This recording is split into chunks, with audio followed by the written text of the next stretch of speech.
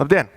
Mani sauc Krišjāns Nesenbergs. Es esmu datorikas fakultātes Latvijas Universitātes doktorants un pētnieks Elektronikas datorzinātņu institūtā.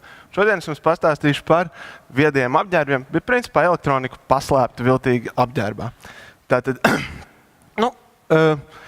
kas principā ļaus jums visu kaut ko labi sasniegt. Tad nedaudz vēstures. Sākumā, kā jau viss no jums, es piedzimu un piedzimu kails. Tas man, protams, ļoti neapmierināja. Man bija augsti, es bļāvu, kamēr beidzot man kāds apģērbs, sajūta, ka apģērbs ir forši, liederīgi, viņš man palīdz. Un kā arī teica šis te dusmīgiem Einšteinam līdzīgais vīrs Marks Tvens, apģērbs ir ļoti svarīgs, jo sabiedrībā kailiem cilvēkiem nav nekāds ietekmes. Tad izdomāju pētīšu apģērbu. Apģērbs ir tīpaši atklāja, ka ir tāds viedais apģērbs, tāds apģērbs, kurš var darīt kaut ko vairāk, kā tikai mūs sildīt. Un viņam ir vesels kalns pielietojumi. Tas varētu būt sportā pielietojumi. Pielietojumi agrīni noteikti dažādas slimības arī diagnostikā. Tie varētu būt pielietojumi vispār kaut kādas medicīniskas lietas noteikti, mērīt. Te varētu būt līdzestības attālināt noteikšana, vai pacients dara, ko vajag, rehabilitācija, vecu cilvēku monitorēšana, telemedicīna, izklaides, visu kaut kādu pielietojumu. Protams, es neesmu vienīgais, kas to ir pamanījis. Ir vēl lielāks kalns ar uzņēmējiem un cilvēkiem, kas taisa visādas viedās lietas, viedie pulksteņi sportam, viedie pulsometri, viedās lietas, kas kaut ko mēra, palīdz mums dzīvē un tā tālāk. Bet tur ir problēma.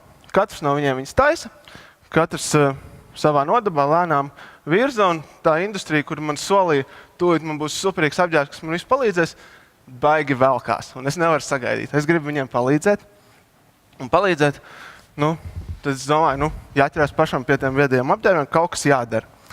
Un tad sāku darboties, ņēmos, atradu draudzīgu kolektīvu Elektroniskas datorzinātņu institūtā, kuri man palīdzēja, kopīgi darbojāmies ar viedajiem apģērbiem, pētījām, kas jau ir sasniegts, darbojāmies, taisījām savus risinājumus, tur ir Armans kaut ko bija uztaisījis, piemēram, bija arī viedais apģērbs ķermeņa formas noteikšanai un tā tālāk.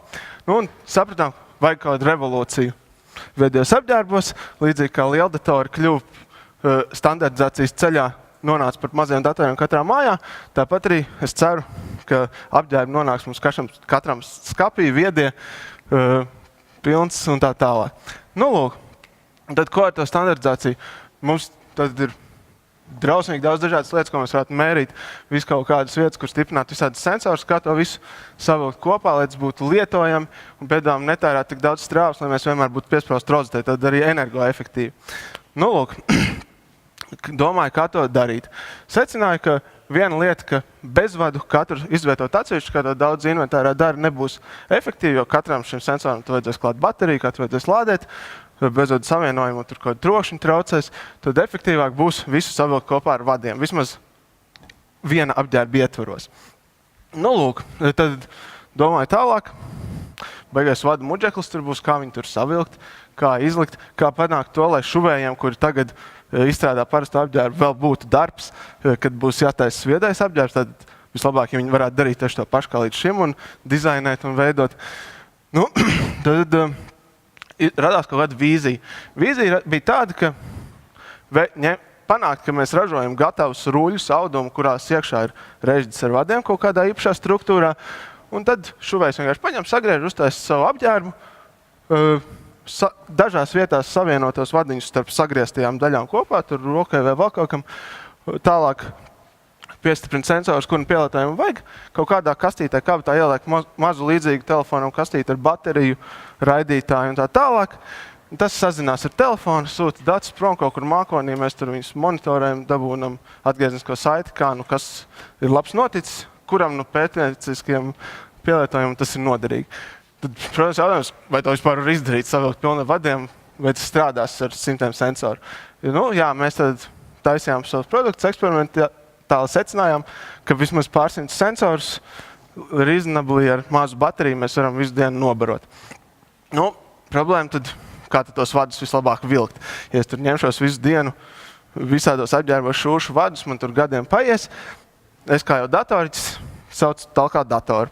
Es domāju, jātaisa simulācija, lai viņš dators manā vietā strādā, Un es pa to laiku atpūtīšos.